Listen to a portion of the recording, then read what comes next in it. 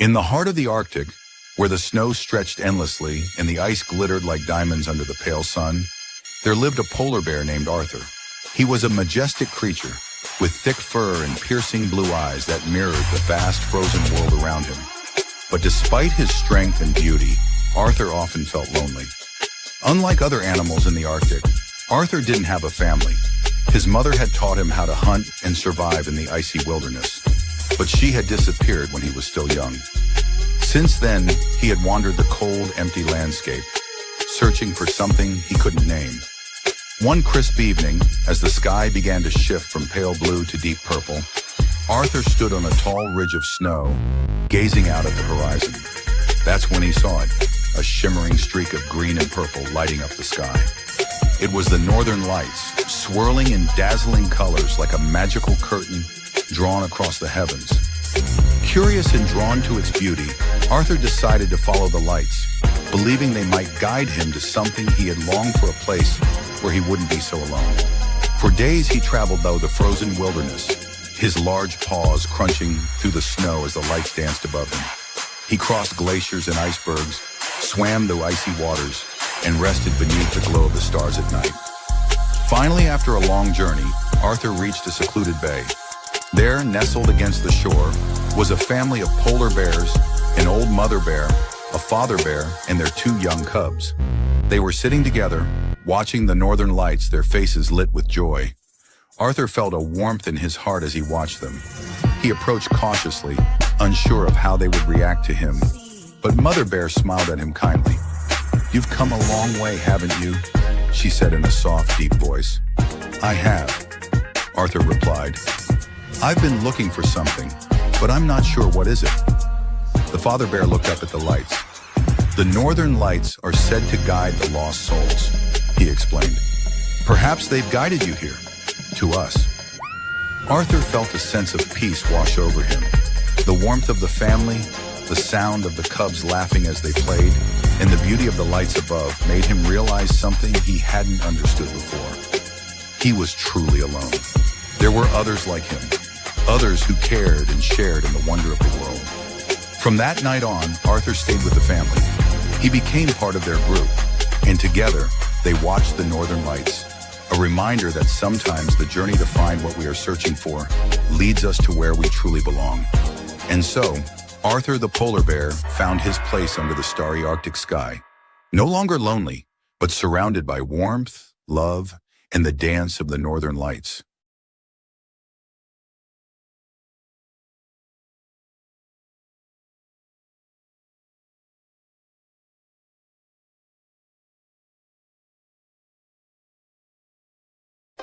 It was 1963 and the world was buzzing with talk of moon landings and flying cars that didn't quite exist yet. In the sleepy town of Elmsworth, however, the closest thing to advanced technology was Jerry's suspiciously glowing television set.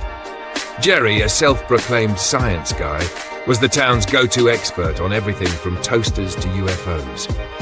One particularly sticky summer evening, Jerry was tinkering in his garage, a space that looked more like a junkyard than a laboratory. Amid piles of spare parts and soda bottles, he stood hunched over what he called Project Turbo Spork. "Jerry, what is that?" his neighbor and best friend Betsy asked as she peered into the garage. Her beehive hairdo nearly got caught in the doorframe. "It's the future, Betsy," Jerry said, holding up a strange device that looked suspiciously like a bent fork taped to a blender. "The Turbo Spork will revolutionize dining, and if I can get this flux capacitor working, time travel." Betsy crossed her arms. "Jerry, last week you told me your toaster was going to solve world hunger. It caught fire when I tried to make a bagel." "That was a prototype," Jerry said defensively. "This is different. This baby could win us the space race." Just as Betsy was about to offer a sarcastic retort, a loud thud shook the garage. They both turned to see a spaceship, not sleek and futuristic, but more like a flying saucer straight out of a drive-in movie, parked smack in Jerry's driveway. The door of the saucer hissed open, and out stepped a creature that resembled a giant, annoyed marshmallow wearing glasses. "Who parked this thing in my hydrangeas?" Betsy shouted. Pointing to the flower bed now flattened beneath the ship, the alien adjusted its glasses. "Apologies, GPS malfunction. Is this Area 51? Area 51, Jerry's eyes lit up. No, but close enough. Come in. You've got to see my turbo spork. The alien squinted at Jerry. Turbo, what? Oh boy, Betsy muttered, pinching the bridge of her nose. This is going to be another one of those nights.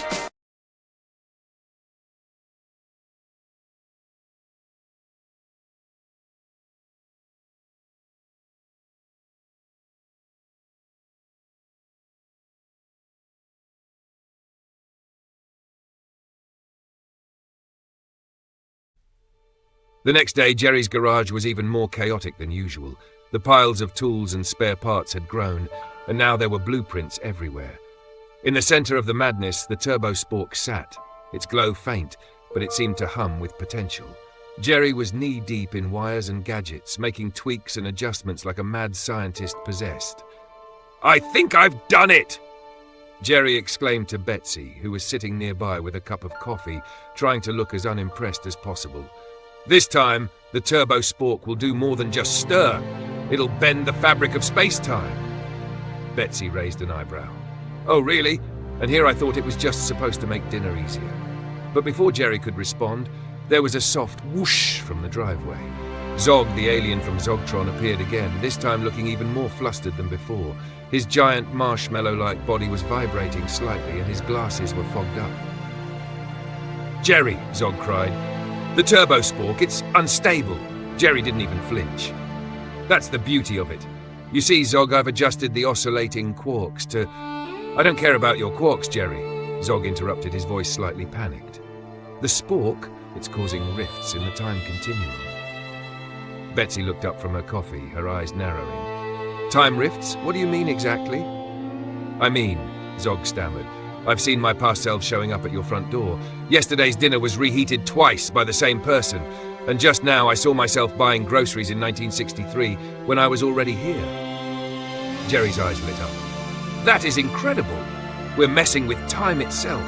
This could be the breakthrough of the century." Betsy groaned, burying her face in her hands. "Jerry, can't you make anything without causing chaos?" Zog floated nervously next to the invention, his marshmallow-like face dripping sweat.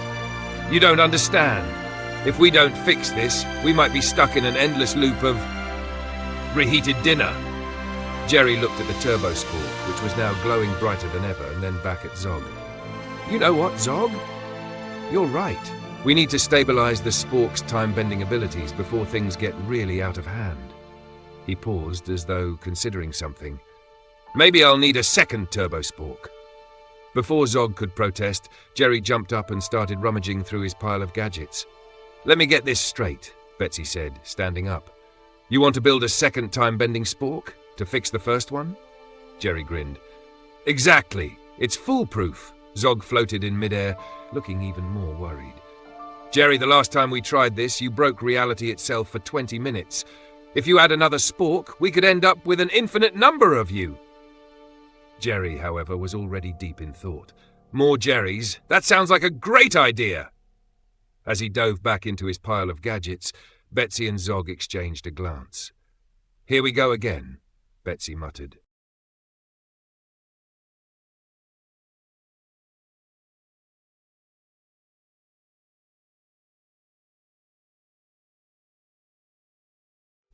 High atop Notre Dame Cathedral, under the shadow of its spires, a gargoyle named Griswold stretched his stone wings.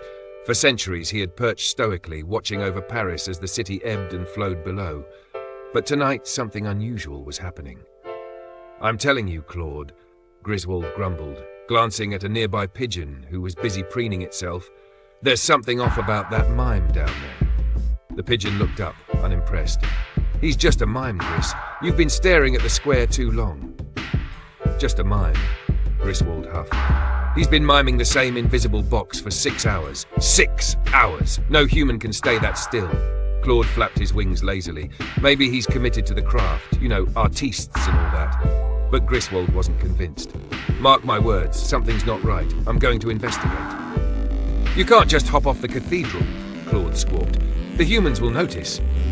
"Not if I'm subtle." Griswold smirked. Moments later, Griswold descended from the heights of Notre Dame in a flurry of stone and moss, landing clumsily in an alley. Parisians bustled around the square, oblivious to the hulking gargoyle now skulking in the shadows.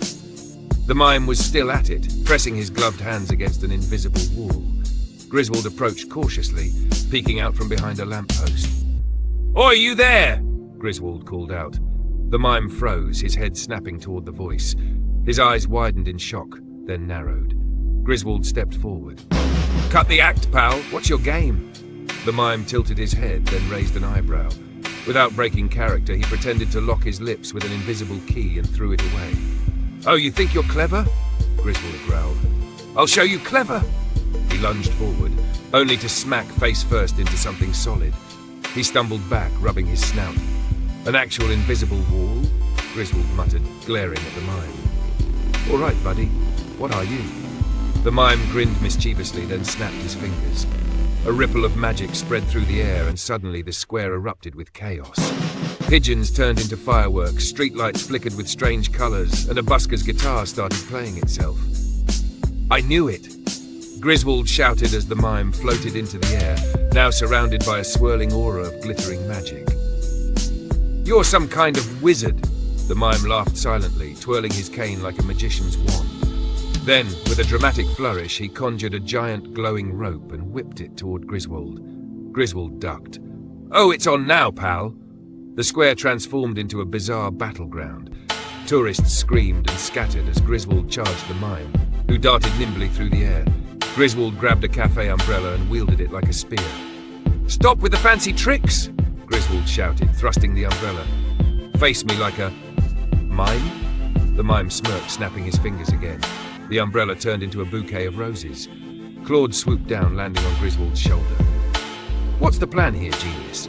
"I'm improvising," Griswold growled. "Well, improvise faster," Claude snapped, dodging a magical baguette that flew past. Griswold spotted a bucket of soapy water left by a window washer. "Perfect." He grabbed it and flung the water at the mime. The magical performer was so startled that he stumbled mid-air and fell to the ground with a dramatic thud. The magic around the square fizzled and died, leaving everything and everyone normal again. The mime sat up, glaring at Griswold, then performed an elaborate bow before vanishing in a puff of glittering smoke. Griswold sighed. "Why is it always glitter?" Claude pecked at a stray feather. "You're lucky he didn't turn you into a fountain. Can we go home now?" Yeah, Griswold muttered, climbing back toward the cathedral. "But I'm keeping an eye on this city. Who knows what's next? Mime wizards today, maybe baguette ninjas tomorrow." Claude groaned. "You really need a hobby."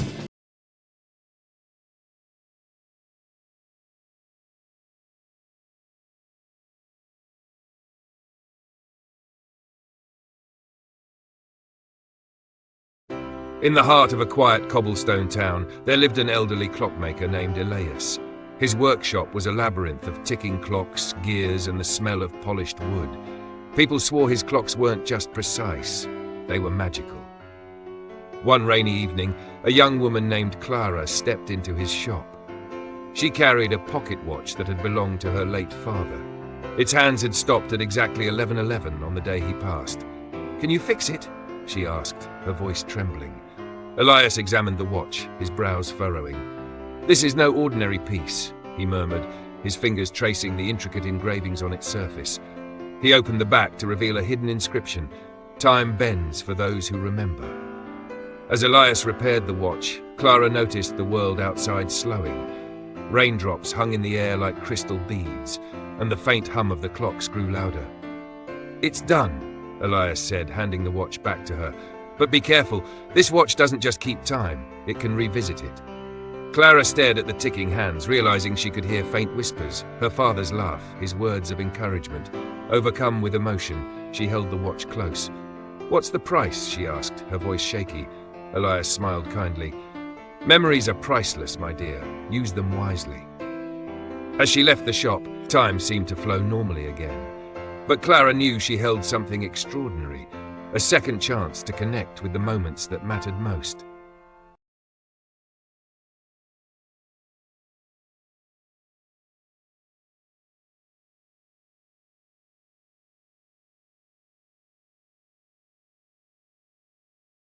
In the sprawling megacity of Neovanta, deep within the archives of lost tech, sat a relic known as the Chrono Core. It was a cylindrical machine covered in alien script, humming faintly despite being dormant for centuries. The archives had labelled it non-operational, but 14-year-old Kira wasn't so sure. Kira was a tech scavenger, spending her days sifting through discarded machines for valuable components. One evening, while examining the Chrono Core, she noticed a small triangular port near its base. Her neural interface buzzed as her AI companion Theta whispered, "This device predates human technology. Be cautious." Ignoring the warning, Kira rummaged through her satchel and found a triangular shard she'd salvaged earlier that day. It pulsed with an energy that matched the core's hum. She slid the shard into the port, and the core sprang to life, its alien runes glowing with brilliant cyan light. A holographic interface materialized, displaying star maps, timelines, and something labeled temporal nodes. Theta's voice grew excited. "This isn't just a machine, it's a temporal navigation device. You've activated a time shift engine." Before Kira could react, the core emitted a low-frequency pulse, enveloping her in a shimmering field of energy. She felt herself being pulled through space-time, her surroundings warping into a kaleidoscope of colors and shapes. When the world settled, she found herself standing in a desolate wasteland under a red sky. A towering alien structure loomed in the distance. The core's hologram reappeared, displaying a countdown. 1 hour remaining. Theta analyzed the environment. This is a point in the future. The structure ahead may hold answers or dangers. We need to return before the countdown hits 0, or we're stranded. With no other choice, Kira set off toward the structure, her neural interface crackling with strange signals. Each step brought new mysteries, glimpses of advanced alien tech, fragmented memories that weren't her own, and a growing realization. The Chrono Core wasn't just a relic. It was a weapon in an intergalactic war she'd unwittingly reignited. The countdown ticked down. Kira would have to decide, find a way back to her time or embrace her new role in the fight to save the universe.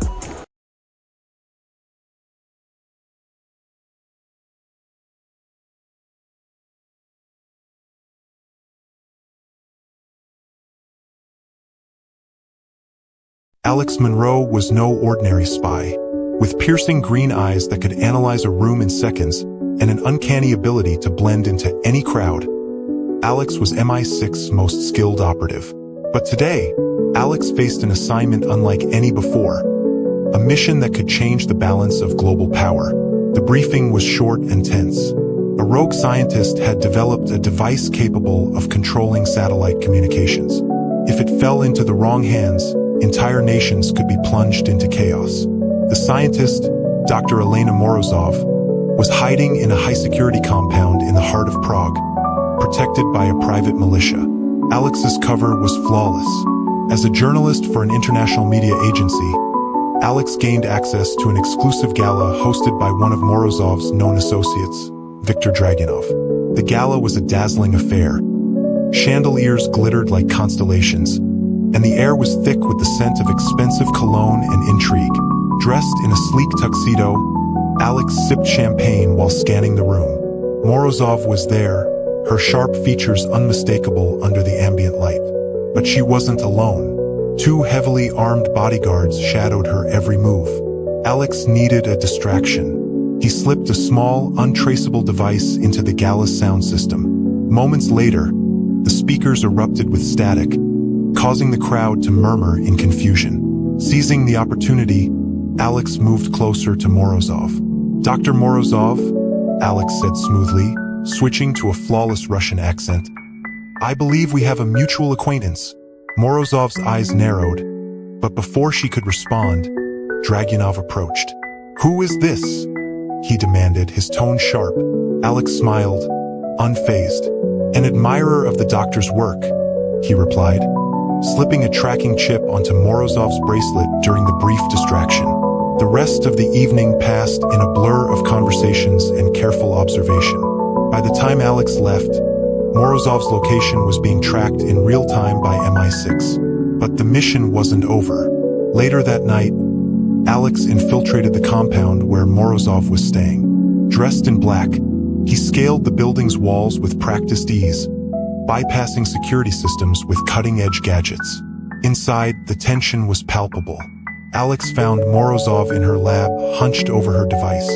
He moved silently, his gun drawn. "Step away from the console, Doctor," Alex ordered, his voice low but commanding. Morozov turned slowly, her face a mixture of fear and defiance. "You don't understand what you're stopping," she said. "I understand enough," Alex replied. He handcuffed her and secured the device, a sleek piece of tech no larger than a tablet. As Alex exfiltrated with Morozov in tow, he couldn't shake her final words. "You think you've won, but this is just the beginning."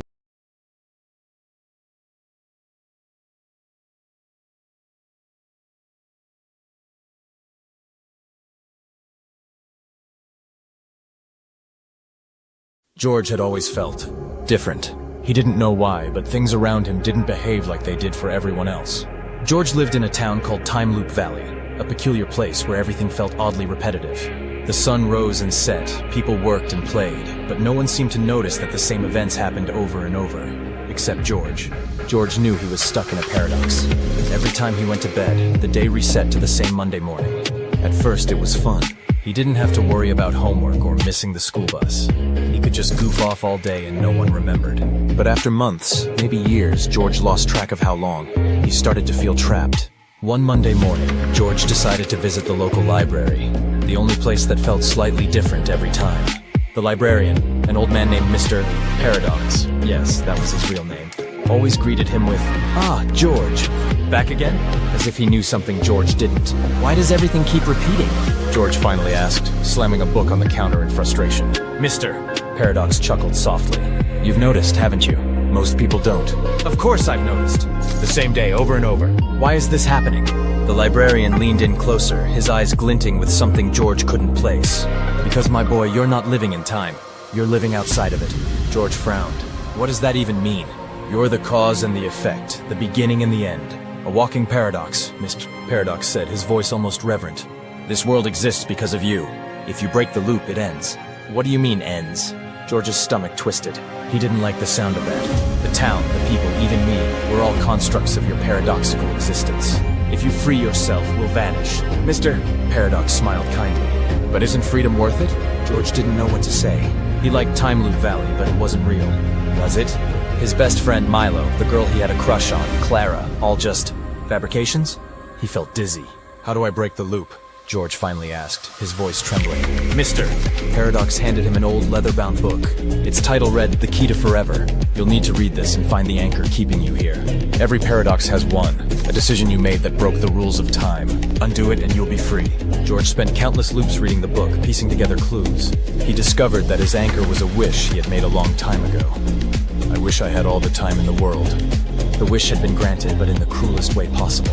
To undo it, George needed to face the moment he made the wish. He found himself back in his old bedroom, holding the strange coin he had tossed into a well. This time he hesitated. "If I undo this, they'll all disappear," George whispered. "But if I don't, I'll be stuck here forever." With a deep breath, George dropped the coin. "I take it back," he said softly. "I take it all back." The world began to shimmer and fade. Time Loop Valley dissolved like morning mist, and George found himself in a brand new place. A bustling city, full of noise and motion. For the first time in ages, the day didn't feel like Monday. And George, he was finally free. Or so he thought. As he stepped into his new life, a flicker of déjà vu washed over him, and a voice whispered in his mind, "Ah, George. Back again?"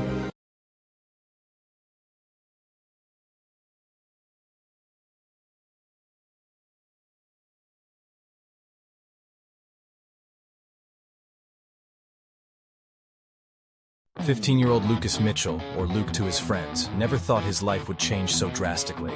By day, he was just another student at Brooklyn International High School, dodging homework and debating which pizza spot was the best in town. But by night, he became something extraordinary, Marvel Man, the city's beacon of hope. It all started a year ago, during a freak lightning storm on the Brooklyn Bridge. Luke, riding his bike home from school, was struck by a bolt of lightning unlike any other. When he woke up, he could feel energy coursing through his veins. He could generate light, control electricity, and move faster than anyone he knew. At first, he kept it a secret, but when crime in Brooklyn skyrocketed, Luke couldn't stand idly by. He designed a sleek suit of blue and gold, symbolizing hope and light in the face of darkness, and began his journey as Marvel Man. This week, Luke faced his toughest challenge yet. A new villain, Blackout, had plunged the entire borough into darkness. With his ability to absorb energy and snuff out light, Blackout was unlike anything Luke had faced before. The chaos started during third period. As Luke sat in history class, the fluorescent lights flickered and died, plunging the room into an eerie dimness. The principal's voice crackled over the intercom. "Attention students and staff, please remain in your classrooms. The city is experiencing a blackout. Emergency services are on their way." But Luke knew better. He could feel the unnatural pull of energy in the air. This wasn't a regular outage. It was him, Blackout. By the time school let out, Luke had a plan. Dodging his friends' questions, he slipped into an alley and donned his suit. Within moments, he was soaring above Brooklyn, scanning for the source of the disturbance. Didn't take long. A massive sphere of darkness swirled above the Williamsburg power plant, pulsing like a living thing. Luke gritted his teeth and flew toward it. As he approached, Blackout emerged from the shadows, a tall figure cloaked in a dark, rippling aura. His eyes glowed faintly red as he sneered. "So you're the famous Marvel Man," Blackout said, his voice echoing unnaturally. "Let's see how bright you really shine." Blackout unleashed a wave of darkness, aiming to engulf Luke, but Luke was ready. He raised his hands, summoning a burst of light that pushed back the shadowy wave. The two forces collided, crackling and sparking in midair. Luke knew he couldn't win in a battle of endurance. Blackout was drawing energy from the very grid that powered the city. Thinking fast, Luke zipped behind Blackout, aiming a concentrated beam of light at the villain's back. It worked momentarily. Blackout stumbled, but quickly recovered, turning and hurling a spear of shadow at Luke. The spear grazed his shoulder, sending him spiraling to the ground. "You can't stop me, kid," Blackout taunted. "The city belongs to me now." Luke's mind raced as he lay on the cracked pavement. He couldn't overpower Blackout, but maybe he didn't need to. If Blackout was pulling energy from the power plant, then cutting him off at the source could give Luke the upper hand. With renewed determination, Luke shot into the air and raced toward the power plant. Blackout followed, unleashing waves of darkness that Luke narrowly dodged. Reaching the plant, Luke focused all his energy into a single blinding burst of light, overloading the plant's systems. The sudden surge caused Blackout to stagger, his connection to the power grid severed. "No!" Blackout roared as his shadowy form began to dissipate. Luke didn't hesitate. He unleashed another beam of light, striking Blackout directly. The villain screamed and collapsed into a heap, his power extinguished. Luke stood over him, breathing heavily but victorious. The next morning, the city buzzed with news of Marvel Man's latest triumph. At school, Luke sat in the cafeteria, listening to his classmates talk about the mysterious hero who had saved Brooklyn. "Marvel Man is so cool," his best friend Jay said, chomping on a slice of pizza. "I wonder who he really is." Luke just grinned. Yeah, who knows? For now, the city was safe, and Lucas Mitchell was just a regular kid again. At least until the next time darkness threatened to engulf the light. Blackout screamed, "This won't be the end of this."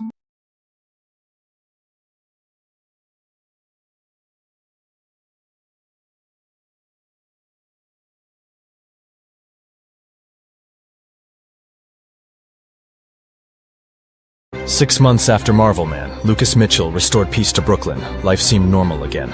But Lucas knew better. Blackout, the villain he had defeated, was not gone for good. Deep underground, Blackout plotted his return, honing his powers. This time, his shadows were colder and more imposing.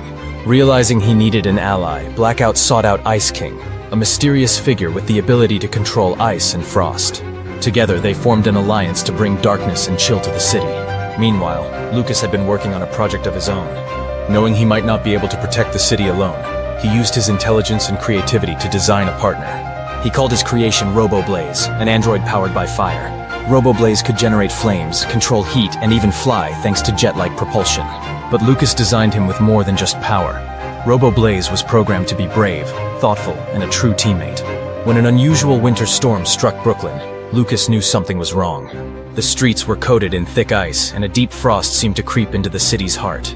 Reports of power outages quickly followed, and Lucas felt the familiar pull of energy in the air. He and Robo-Blaze suited up, flying over the city to investigate. The source of the disturbance was Prospect Park, now transformed into a frozen expanse. At its center stood Blackout and Ice King, surrounded by eerie shadows and shimmering frost. Blackout's voice carried through the icy air. "Well, if it isn't Marvel Man, and you brought a friend. How quaint." Marvel Man landed confidently.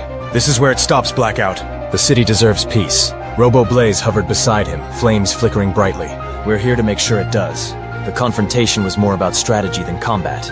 Blackout and Ice King worked together, creating shadowy illusions and icy barriers to test Marvel Man and Robo Blaze's teamwork. Marvel Man countered the shadows with bursts of light, while Robo Blaze used his heat to melt the frost and clear paths for them to move forward. At one point, Ice King created a towering ice sculpture to block their way, but Robo Blaze melted it into harmless water, sending a warm mist into the chilly air. "Nice trick," Robo Blaze said cheerfully, "but we've got better ones."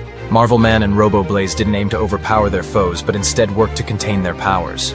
Using a combination of light and heat, they created an aura that gradually dispelled the shadows and melted the frost around them. Blackout's grip on the area weakened as the light grew stronger, and Ice King's chill subsided in the face of Robo Blaze's warmth. Seeing their plan unravel, Blackout and Ice King retreated, vowing to return another day. Marvel Man and Robo Blaze didn't pursue them. Instead, they focused on restoring the park and ensuring the city was safe. As dawn broke over Brooklyn, Marvel Man turned to Robo Blaze with a smile. "We make a great team." Robo Blaze's eyes glowed warmly.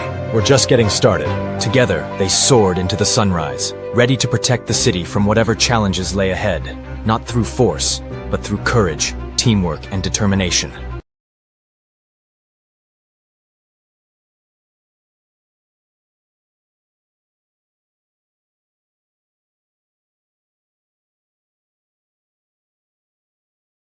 Christopher, known simply as Chris, was no ordinary boy. From the moment he opened his eyes, the world seemed to cower in his presence.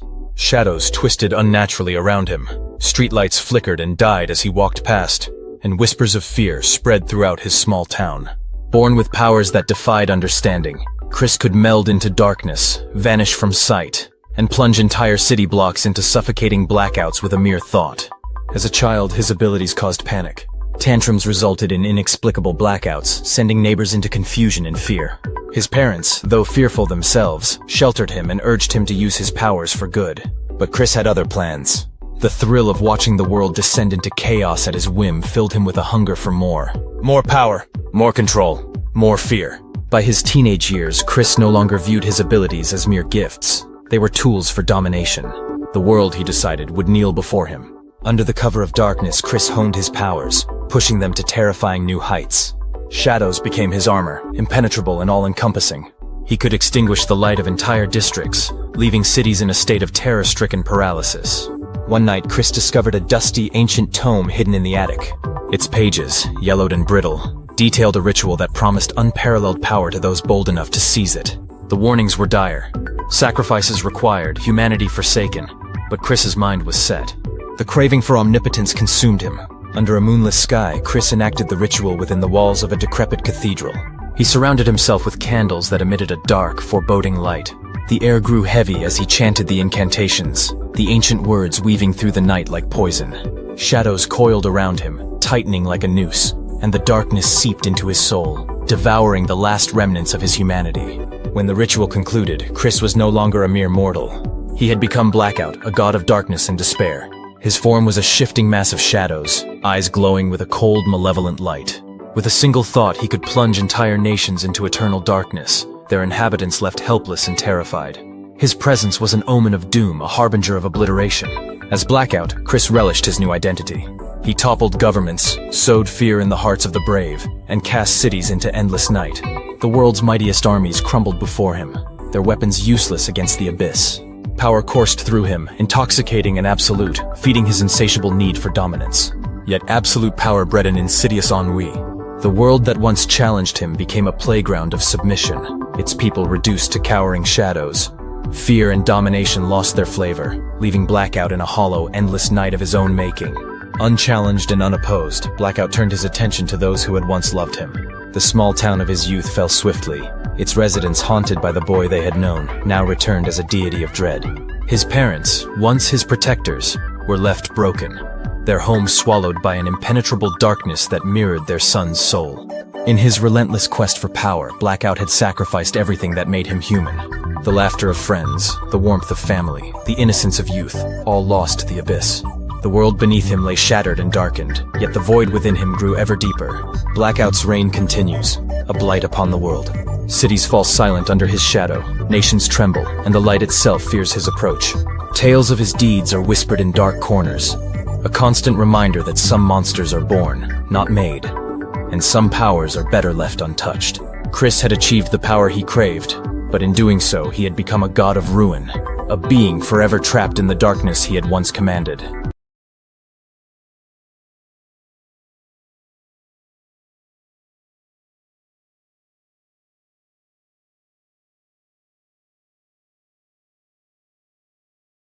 In 2247, Commander Alina Voss and her crew landed on Ecliptica 12, a rogue planet emitting a strange rhythmic signal. Beneath the icy surface, they discovered a massive glowing sphere humming with energy. "It's a machine," Engineer Malik whispered. "But it's trying to talk." The sphere flared with light and a voice filled the cavern. "You have come far. Who are you to touch the edges of infinity?" Alina stepped forward. "We're explorers." "What are you?" "I am Archivus, a guardian of knowledge. Your species stands at a threshold. I can show you what lies beyond, but understanding has its price." The crew hesitated. Alina swallowed hard. "Show us." A cascade of visions flooded their minds. Galaxies spinning, civilizations rising and falling, humanity's possible futures, thriving among the stars or collapsing under its own ambition. When the visions ended, they were back on the surface. The sphere was gone, leaving only silence. "What now?" Malik asked, dazed. Alina gazed at the stars. "Archivus showed us what's possible. It's up to us to choose the path."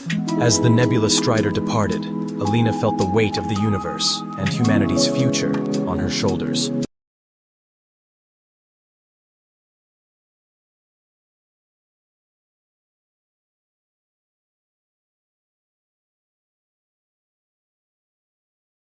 Henry Brown sat alone at his lunch table, picking at the peanut butter sandwich his mom packed for him. It was his second week at Westwood High, and nothing had changed.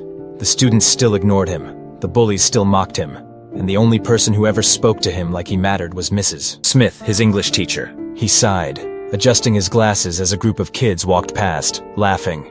"Hey look, it's Professor Four Eyes again," sneered Derek, the school's biggest bully. "Careful," said another kid. "He might blast us with his laser vision." The group roared with laughter. Henry felt his face burn, but he just hunched over his food, pretending he couldn't hear them. It was easier that way. Mrs. Smith always told him, "Kindness and patience will take you farther than anger ever will." Henry believed that, but sometimes being kind didn't stop people from being cruel. That night, he sat by his bedroom window, looking up at the stars. His heart ached with loneliness. Then a shooting star streaked across the sky. Henry closed his eyes, whispering a wish from the depths of his soul. "I wish I had friends, real friends, and I wish they had powers. Powers I could share so we could be special together." The moment he spoke the words, a strange feeling washed over him, like an invisible energy wrapping around him, but nothing else happened. He sighed and climbed into bed, convincing himself it was just a silly dream. The next morning, everything changed.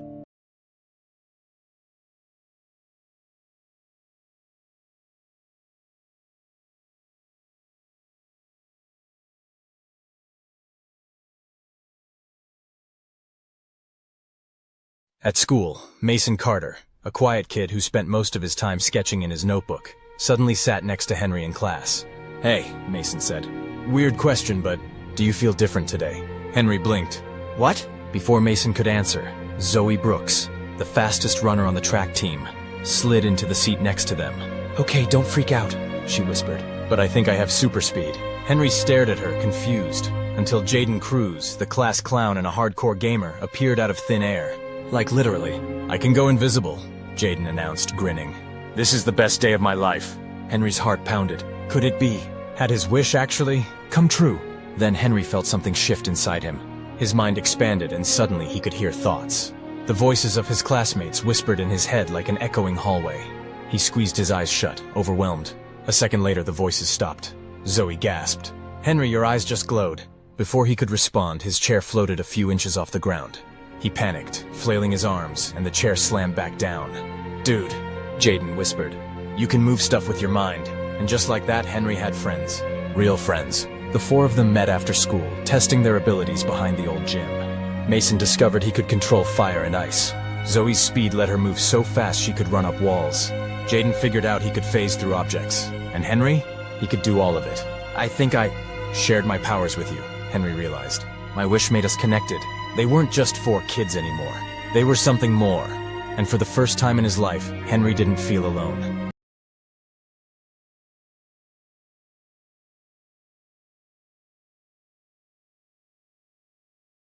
Over the next few weeks, the four of them used their powers in secret.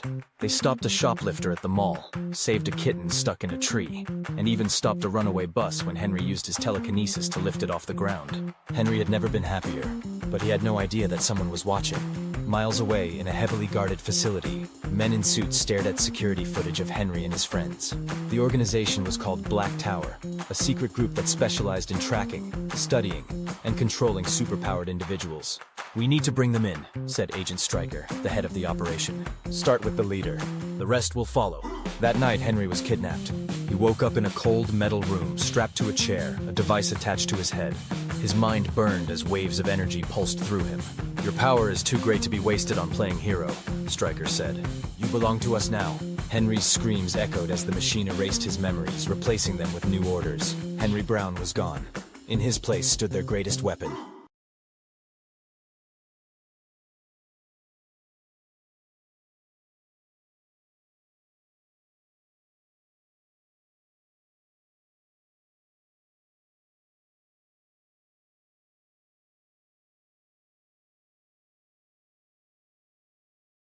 Under Black Tower's control, Henry became a criminal. He stole money, caused destruction, and terrified the city. The news called him a villain. His friends called him lost. Mason, Zoe, and Jaden refused to give up. They tracked him down using Zoe's speed and Jaden's invisibility to break into Black Tower's base. When they found him, Henry's once kind eyes were cold. "You shouldn't have come," he said, raising a hand. The walls shook as his telekinesis sent them flying.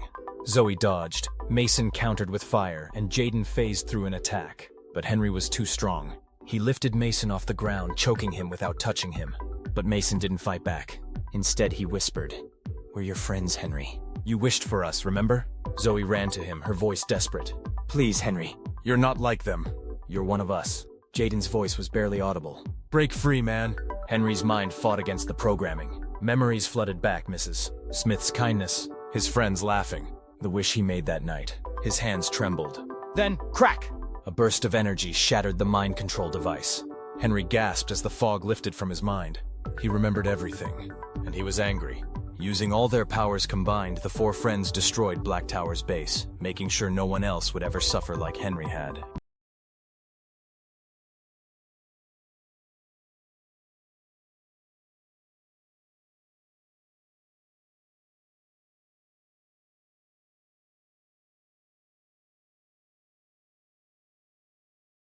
As they stood on the rooftop, looking down at the city, Henry turned to his friends. "I almost lost myself," he said, "but you guys saved me." Zoe grinned. "That's what friends do." Mason smirked.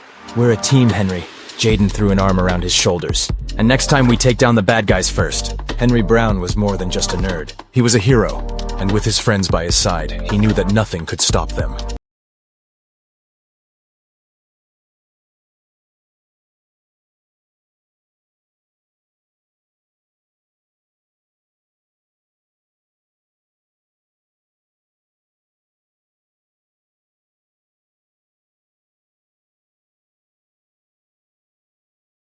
It was a bright sunny day at Meadowbrook Racetrack, and the stands were packed.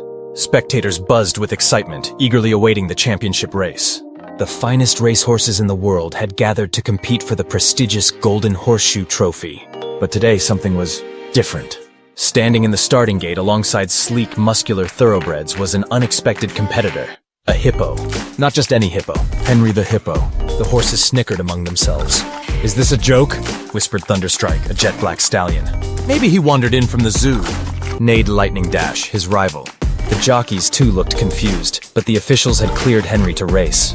The rules never said a horse had to be a horse.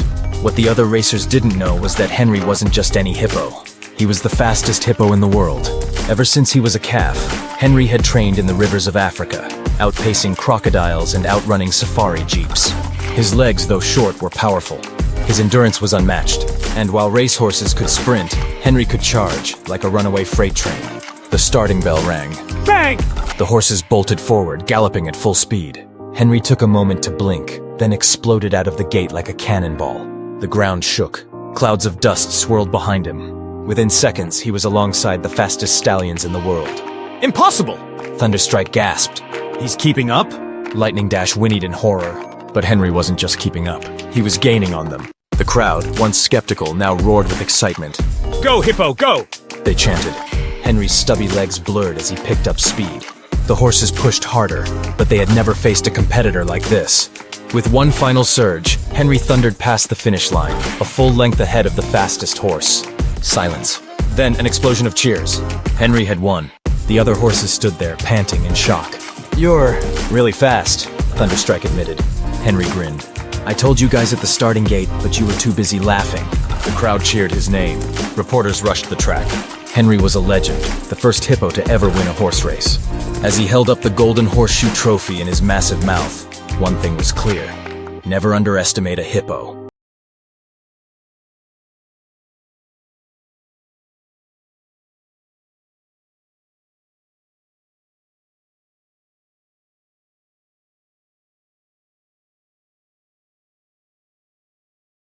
Beneath the blood-red moon of Eldorwin, the ruins of Azakar Keep stood in eerie silence. The fortress had once been a place of learning, where the greatest wizards of the age honed their craft. But now it was abandoned, except for one. At the heart of the ruins, locked away within an unbreakable vault, rested the Staff of Vorenthal, a relic of ancient power said to grant its wielder the ability to control life and death itself. And Valen Duskrunner, a cunning elven thief, had come to claim it. A thief in the shadows, Valen had spent months studying the keep, its hidden passages, its forgotten wards. He had tracked to the last guardian, the old wizard Malagar the Grey, and knew that tonight was his best chance. Clad in dark leathers, his steps as silent as a ghost, he slipped through the cracks of the broken fortress, avoiding the watchful eyes of the glowing sentinels that patrolled the ruins. The staff was within his reach, or so he thought. The guardian's warning, as he crept into the chamber where the staff stood on a pedestal of onyx, the air shifted. The torches flared to life, casting flickering shadows against the walls. And then, from the darkness, a voice rasped. "You are either foolish or desperate, elf." Valen turned swiftly, his dagger already drawn. At the far end of the chamber stood Malagar the Grey, his silver robes tattered, but his presence as strong as ever.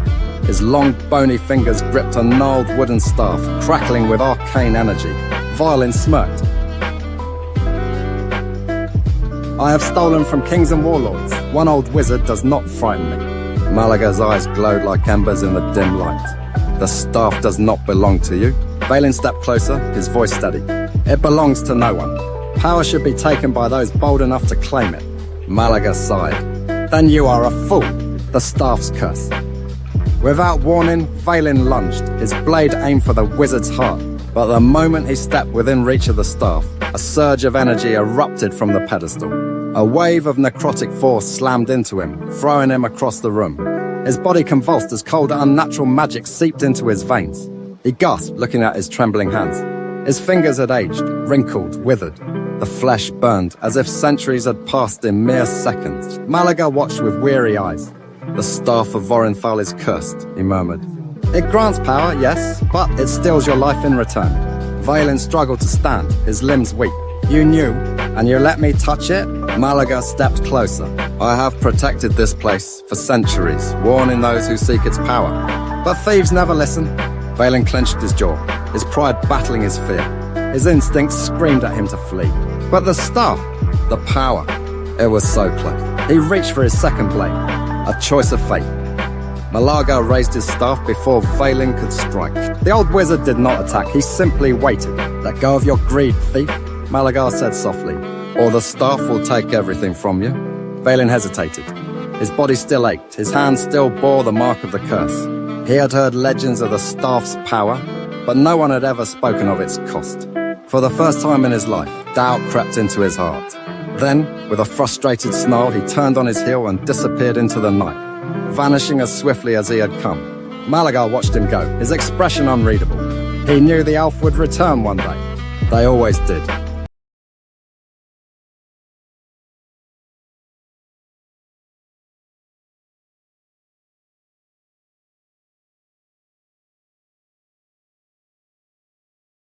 The curse clung to Valen Duskrunner like a shadow, his dark magic gnawing at his life force. His once agile form was slower, his once sharp hands now wrinkled and weak. But he was not defeated. He would find a way to break the curse. He would steal his life back. A desperate pursuit, Valen's journey led him to the frozen peaks of Skelmir's spine. where legends spoke of the unbinding stone, a relic capable of undoing even the oldest magic. It was said to be hidden within the ruined temple of Vornheim, guarded by forces more ancient than any wizard's spell. His first obstacle, however, was not the temple.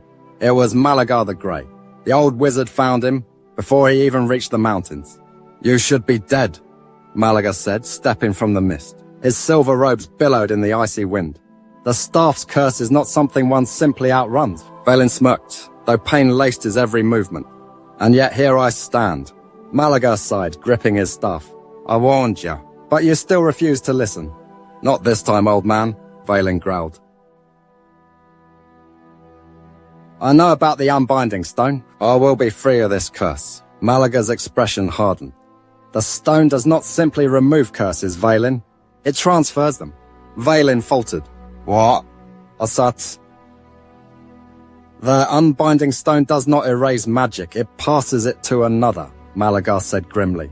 "If you use it, someone else must bear the weight of your greed." Valen's mind raced. Was it worth dooming another for his own salvation? The trial of the temple. Ignoring Malagar's warnings, Valen pressed on. The temple of Vornheim was a shattered ruin of ice and stone. Frozen statues lined the halls. Figures of warriors and thieves, their faces twisted in horror. They had sought the stone. They had failed. At the temple's heart, atop an altar of black ice, rested the unbinding stone. A smooth, pulsing crystal, glowing with ghostly light. Valen reached for it, but as his fingers brushed the surface, the statue stirred. The temple's guardians, cursed souls who had once sought the stone, rose from their frozen prisons, their hollow eyes filled with silent torment. They lunged at him, their spectral limbs reaching. Valen dodged, but he was slower now. His cursed body betrayed him. One of the wraiths grasped his arm, its cold touch draining what little strength remained. For the first time, true fear gripped Valen. "The price of freedom, then," a voice rang through the chamber. "Step away, thief." Malagar had followed him. The wizard stood at the entrance, his staff glowing with raw power. With a wordless command, he sent a pulse of energy through the temple, forcing the spirits back. Valen gasped for breath, collapsing to his knees. "You followed me." Malagar stepped closer, his eyes tired but firm. "I told you, power comes with a cost." Valen looked at the unbinding stone. He could take it. He could live. But at what cost? Slowly, painfully, he stood. He turned his back on the stone. Malagar gave him a long look, then nodded. "Perhaps you have finally learned." As they left the temple, the ice cracked, and the unbinding stone sank into the depths, lost once more. Valen had not broken his curse. But for the first time, he had chosen not to steal his salvation at another's expense. And perhaps that was the first step toward true redemption.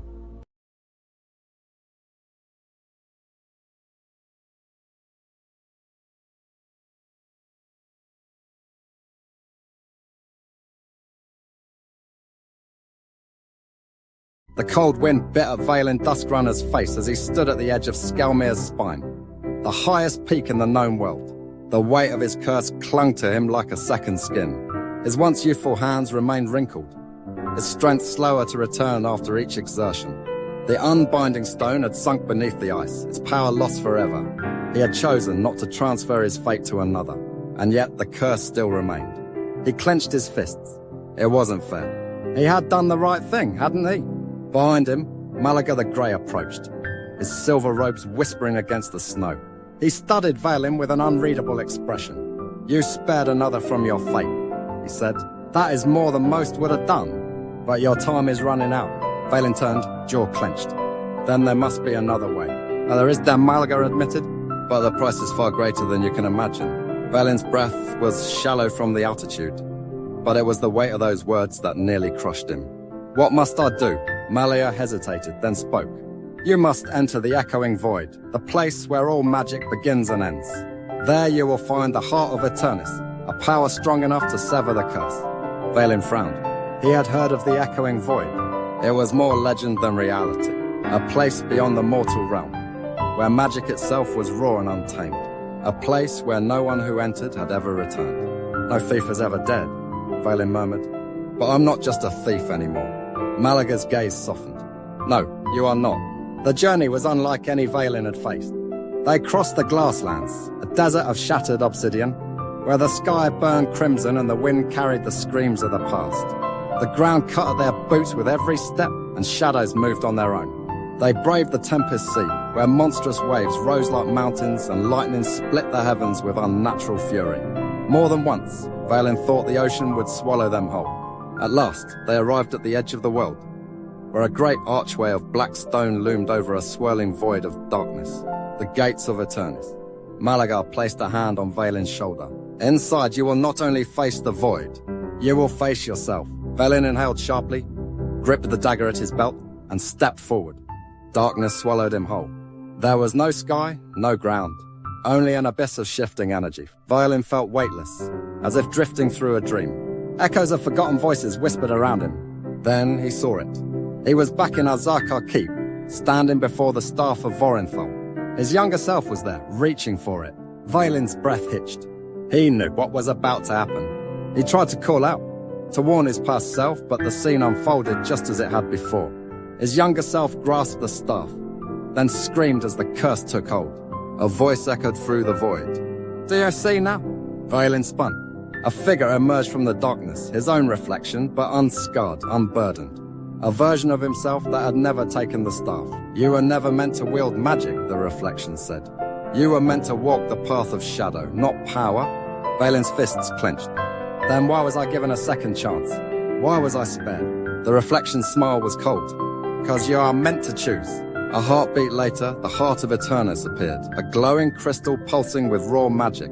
If you take it, the reflection said, your curse will be broken. But you will never return to the mortal world. You will become something else, something beyond life. Another object appeared, a simple dagger, its blade forged in shadows. If you take this, the reflection continued, you will return, but you will remain cursed forever. Valen's heart pounded. If he took the heart of Eternis, he would be free, but he would lose himself. If he took the dagger, he would remain cursed, but he would still be himself. For the first time in his life, Valen realized that his greatest enemy had never been Malaga, or the staff, or the curse. It had always been his own greed. Slowly he reached forward, then stopped, and with a steady hand, he took the dagger. His reflection smiled. Then you are still Valen Duskrunner, and you will walk your own path. The void shattered around him. Valen gasped as he awoke on the frozen ground at the edge of the world. Malaga stood over him, watching carefully. You chose wisely. Valen let out a breathless laugh. Did I? I'm still cursed. Malaga smiled faintly. Perhaps. But your fate is your own. Valen looked at the aged hands that had once made him recoil in horror. The weight of the curse still clung to him, but it no longer felt unbearable. He was not free, but for the first time, he wasn't running. He was walking forward, his own path, his own story, and for the first time, that was enough.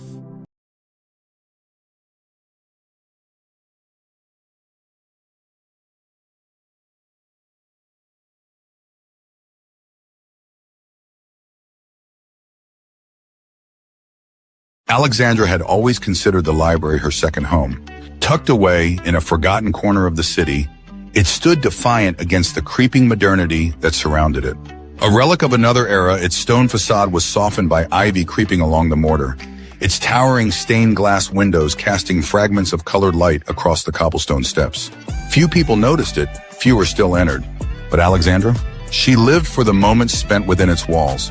The library's interior was a world apart, a labyrinth of towering shelves stretching toward a vaulted ceiling adorned with a fresco of swirling constellations. Dust motes floated lazily in the golden glow of antique chandeliers, suspended as though caught in time. The scent of aged parchment, leather bindings, and ink filled the air, a fragrance she found intoxicating. The caretaker, Mr. Calloway, was an elderly man with a penchant for silence. He seldom spoke, instead communicating in nods and pointed glances. Alexandra had learned to read them well. A nod toward a stack of books meant she could browse them freely. A stern glance at the clock reminded her that closing time was approaching.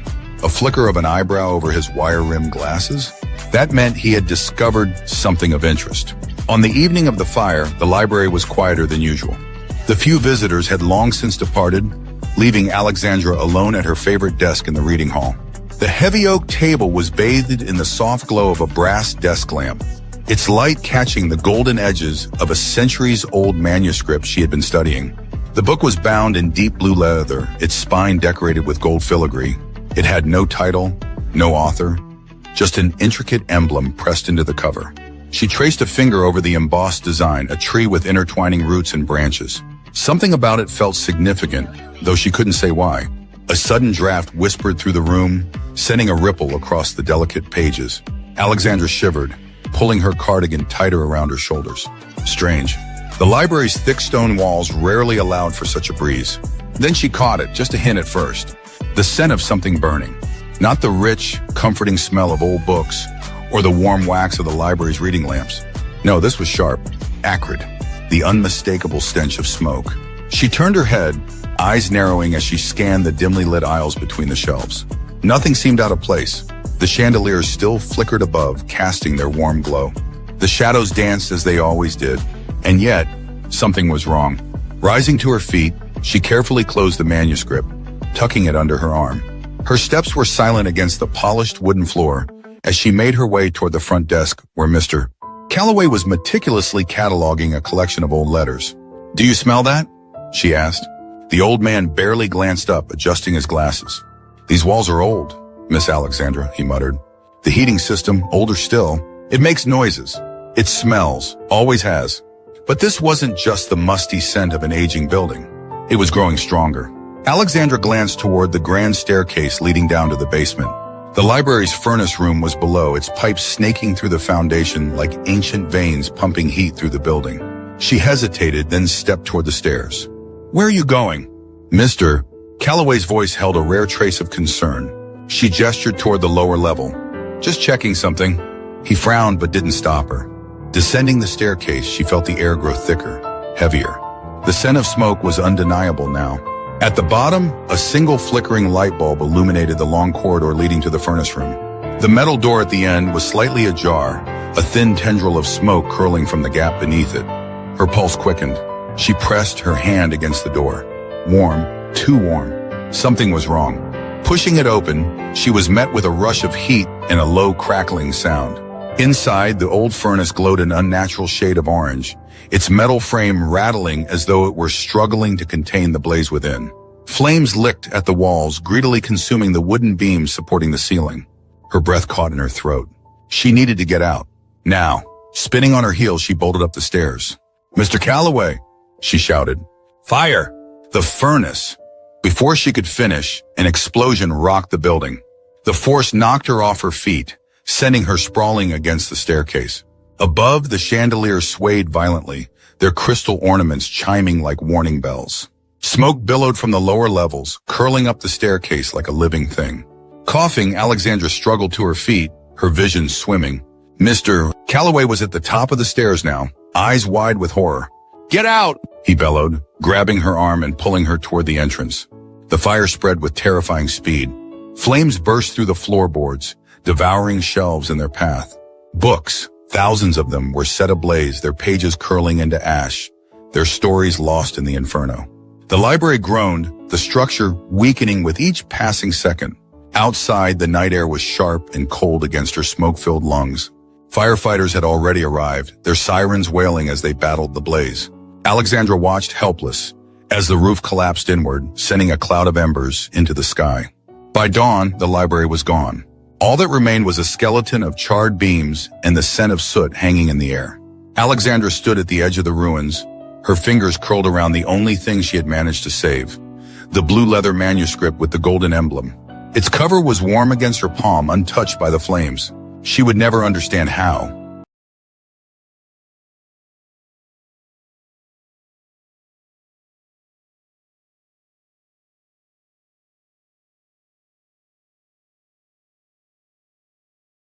Imagine this. In the cold, damp dungeons of the Bastille, a prisoner sits in his name as unknown, his past erased, his face hidden beneath an iron mask. He has been here for years, guarded more heavily than any other prisoner in France. Even his jailers do not know his identity. Only one man, King Louis XIV, holds the secret. But why? What crime had he committed to deserve such an unusual punishment? The beginning of the mystery. The year is 1669. Under the rule of King Louis XIV, France is the most powerful nation in Europe. But power comes with secrets. Secrets so dangerous they must be buried. Somewhere deep within these secrets lies a man whose very existence threatens the throne itself. According to whispers in the palace, this prisoner may be more than just an enemy of the king. He might be his twin brother. A royal conspiracy. Rumors tell of Queen Anne, the mother of King Louis XIV, giving birth to twin boys. But in the world of monarchs, two heirs mean trouble. One must rule and the other, he must disappear. If the people ever found out that the king had a twin, it could divide France, spark a civil war, and even lead to the downfall of the monarchy. To prevent this, Cardinal Mazarin and Queen Anne devised a plan. The second-born prince was hidden away, raised in secret, knowing nothing of his royal blood. But as he grew older, whispers of his lineage spread. The threat was too great. The king ordered his arrest.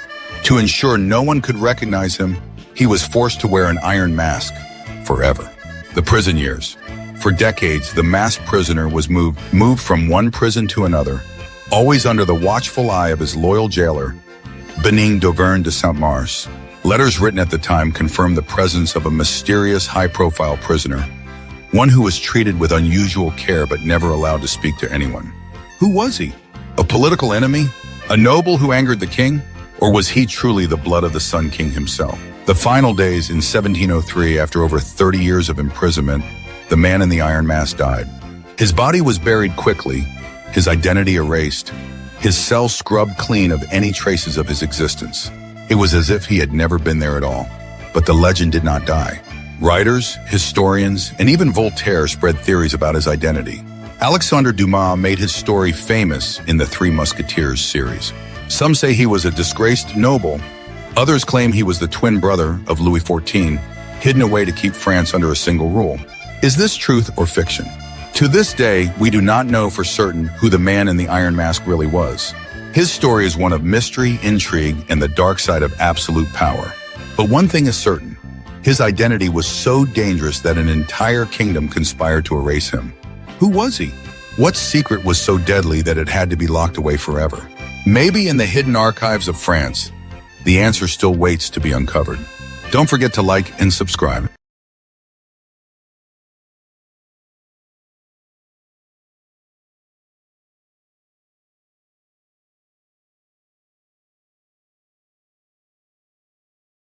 I woke up in a burning spaceship, alarms blaring, a robotic voice repeating, "Critical failure. Brace for impact." I had no memory of how I got here, but my hands instinctively gripped the control panel. The ship was spinning, hurtling toward a neon-colored planet below. Just another Monday. I yanked the emergency override, stabilizing the ship just enough to crash land into a dense jungle. Steam hissed from the wreckage as I stumbled out, greeted by towering trees, their leaves whispering in an unknown language. A three-headed tiger with cybernetic eyes growled at me. I reached for my blaster, only to find a glowing sword strapped to my waist instead. Great. Fantasy rules apply here. "Stranger," a voice echoed. A hooded figure stepped out from the shadows, wielding a staff crackling with purple lightning. "You are the chosen one, foretold to bring balance to our world." Cool. Does that include getting a ride home? No time. Had they tossed me a medallion? The moment it touched my palm, memories flooded back. I was an intergalactic detective, undercover as a pirate, infiltrating a secret society, in pursuit of a vampire who had stolen a time machine. Of course. Classic Tuesday. A gunshot rang out. I turned to see a cowboy in a duster coat, riding a robotic horse, 6 shooters aimed at my chest. "Reckon you been causing a mess in these parts," he drawled. Before I could respond, zombies burst from the ground, groaning hungrily. The cowboy tipped his hat. "Guess we'll settle this later." I barely had time to react before a spaceship exploded above, raining debris. A cyber ninja landed beside me, katana drawn. "The prophecy is real," she whispered. "Okay, seriously," I said, dodging a zombie bite. "Can someone please explain what's going on?" "There's no time." Everyone shouted at once. Then a portal opened in the sky and a giant tentacled monster reached through. A voice narrated from the heavens. And so our hero faced the ultimate test. I sighed. So it's one of those days. And with that, I charged into battle.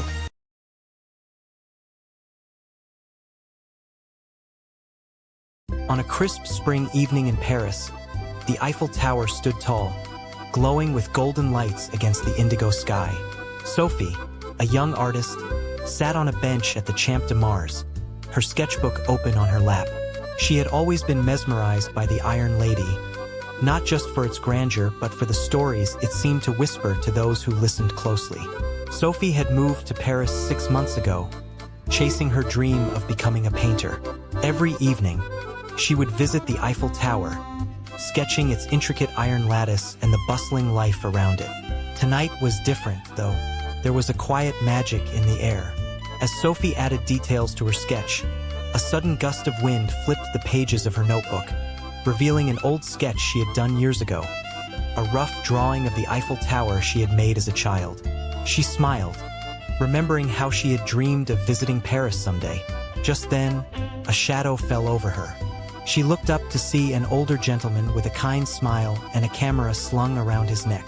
"Excuse me, mademoiselle," he said in a gentle voice. "I couldn't help but notice your sketch. It's beautiful." Sophie blushed. "Thank you," she replied. "I've always been inspired by the Eiffel Tower. It feels alive, somehow." The man nodded. "Indeed it does. Did you know that Gustave Eiffel designed it to withstand the strongest winds and storms? It's more than just a tower. It's a testament to resilience." Sophie's eyes lit up. "I didn't know that. It makes me love it even more." The man smiled and handed her a small card. "I work at a gallery nearby. We're always looking for new talent. Perhaps you'd like to showcase your work." Sophie's heart raced as she took the card. "Thank you. I'd love to." As the man walked away, Sophie looked back at the Eiffel Tower. Its lights twinkled as if winking at her. That night, under the Parisian sky, Sophie realized that dreams weren't just made to be chased. They were meant to be caught.